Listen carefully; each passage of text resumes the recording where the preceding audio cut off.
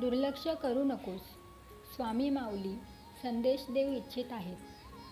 मला माहीत आहे सध्या तू कोणत्या परिस्थितीला तोंड देत आहेस. पण काळजी करू नकोस. माझे आशीर्वाद क्षणोक्षणी तुझ्या पाठीशी आहेत. तुझ्या आयुष्यात सुख दुःख काहीही आले तरी ते तू माझ्या चरणी अर्पण करत असशील तर तुझी साथ मी कधीही सोडणार नाही. मी तुझ्यावर आणि तुझ्या कुटुंबावर प्रेम आणि शांतीचा वर्षाव करेन. स्वामींवर विश्वास असेल तर लिहा श्री स्वामी समर्थ. आता तुझ्या आयुष्यात सर्व काही बदलणार आहे. तुझा माझ्यावर विश्वास असू दे. काळजी करणं थांबव. स्वामी म्हणतात, मी तुझी प्रार्थना ऐकली आहे. तुला प्रचंड यश मिळणार आहे. तुझी इच्छा नक्की पूर्ण होणार आहे. मग ती कितीही कठीण असो.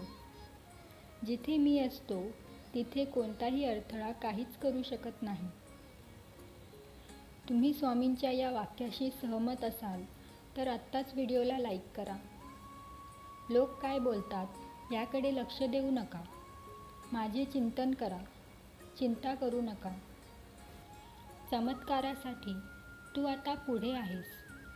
तुझ्या आयुष्यात काहीतरी चांगले घडणार आहे.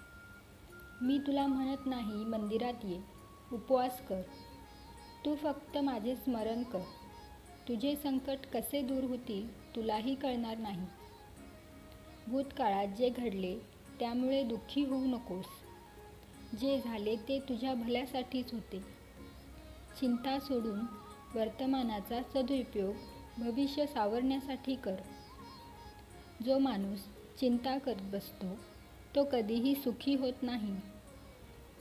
झालेल्या गोष्टीविषयी चिंता करून काहीही लाभ नाही.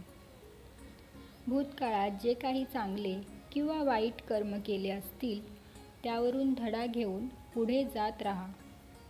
तुझ्या हातून ज्या वाईट गोष्टी घडल्या त्या पुन्हा होणार नाही यासाठी दक्ष राहा. श्री स्वामी समर्थ.